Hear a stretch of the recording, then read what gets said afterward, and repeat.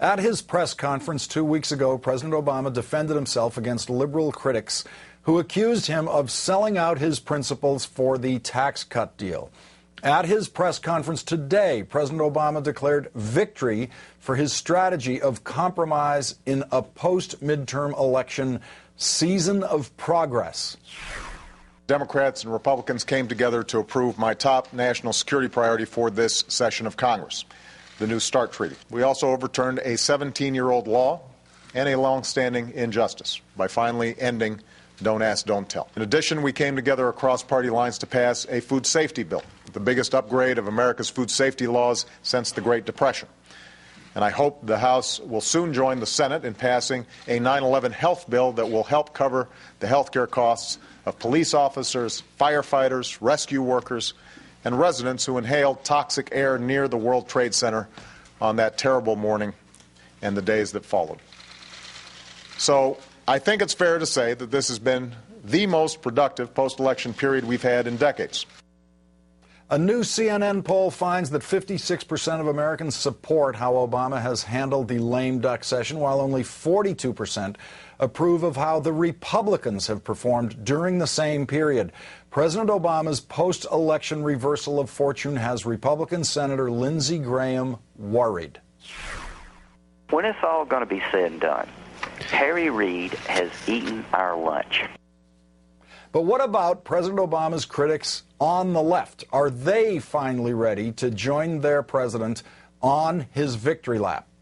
Joining me now are Jane Hampshire, founder of FireDogLake.com, Roger Hodge, author of The Mendacity of Hope, Barack Obama and the Betrayal of American Liberalism, Richard Wolff, author of Revival, The Struggle for Survival Inside the Obama White House, and Ezra Klein, columnist for The Washington Post. Roger Hodge, you are the president's, I think, staunchest critic that we've found on this program on the left. Is there anything that's happened in the lame duck session that has in any way tilted you in a more positive direction toward President Barack Obama? Not really. I think that the repeal of Don't Ask, Don't Tell is a major step forward. It's a wonderful victory for the American people, for civil rights. It's a great thing. Everyone who was involved with that should be commended, even Joe Lieberman. But this is not necessarily a major change in the Obama administration. The Obama administration is working with Republicans, and that's not surprising. The Obama administration has a lot in common with the Republicans.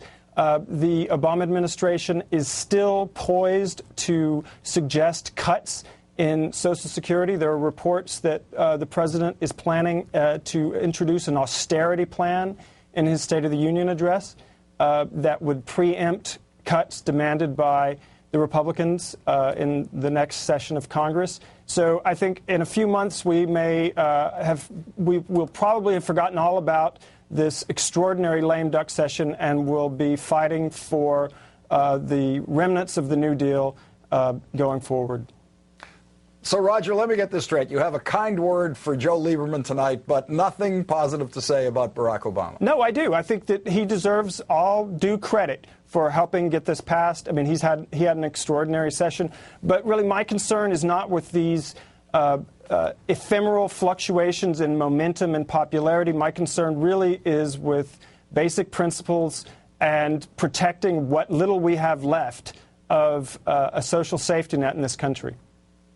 Jane Hampshire, before we get to you, let's listen to what President Obama said today about the disappointed left regarding his tax cut deal on the tax rates for the wealthy. I completely understand why not just Democrats, but some Republicans might think that part of the tax package we could have done without. Having said that, I want to repeat, compromise, by definition, means taking some things you don't like. And the overall package was the right one to ensure that this economy has the best possible chance to grow and create jobs. And there's no better anti-poverty program than an economy that's growing. There's no better deficit reduction program than an economy that is growing. And if the economy started contracting, as it might have had we not gotten this tax agreement, then the choices that we would have to make would be even tougher. Jane, was the overall package the right one, as the president states? And if he had not made that deal, would we have gotten to Don't Ask, Don't Tell and everything else that's been accomplished in the lame duck session?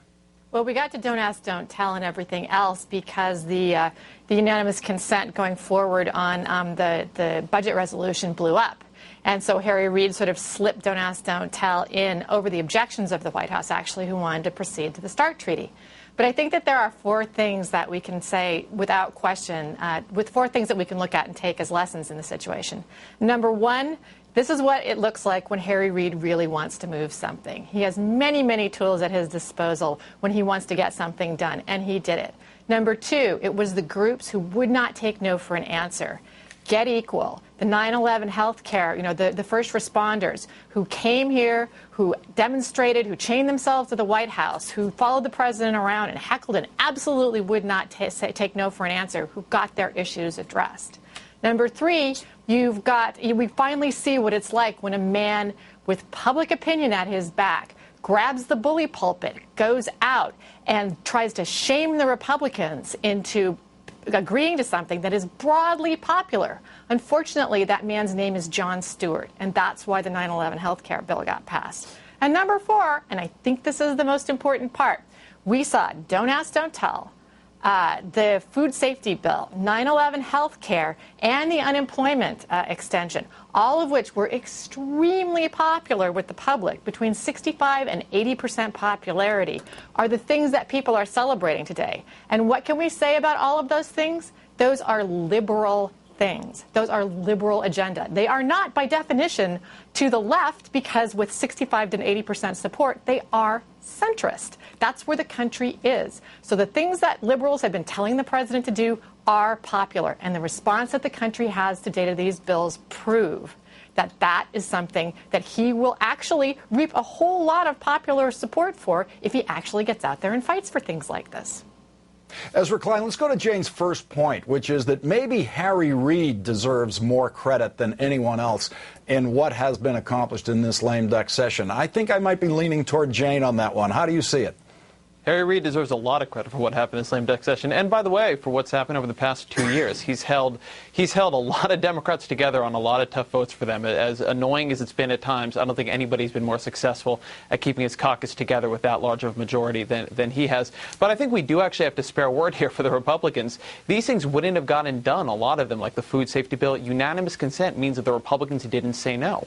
And what happened with a lot of these different bills, and I think this is interesting, is that a lot of these establishment Republicans, these guys on the START treaty like Lamar Alexander and the moderates on DADT like Collins and Brown, I think they realized that if they didn't get this stuff done now, when their colleagues came in 2011, they weren't going to get it done.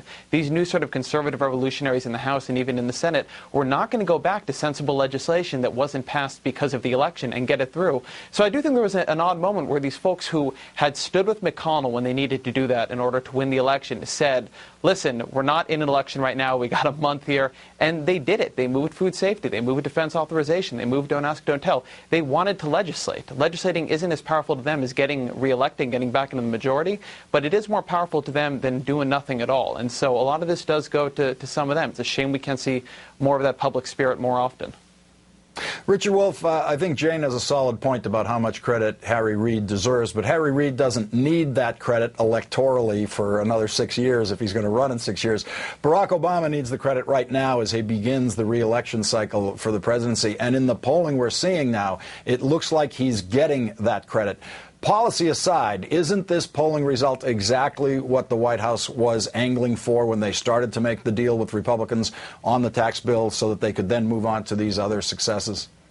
Sure, but it's early days. I mean, first of all, they had to prove that they had some life in them yet, that they could stage their own revival, and they've done that. But they had to build support among those independent voters, those people who drifted away. That's what the tax deal did. But they also, alongside the list of legislative accomplishments, you've got to see how the politics has changed here. And I'm not talking about the base and whether they like him or not, or even independent voters, just inside the Beltway. Look at how the Republican strategy of the last 2 years has fallen apart. Mitch McConnell couldn't even keep his caucus together on the START treaty. Lamar Alexander isn't just an establishment figure. He's part of his own leadership. So the discipline that McConnell had very successfully to make the president seem extremist, unacceptable, and not the bipartisan figure he tried to portray himself as in 2008, all of that's gone. And that's as much of an accomplishment as any individual pieces of this legislation, because it opens up a completely new path to 2012 and for the next 2 years.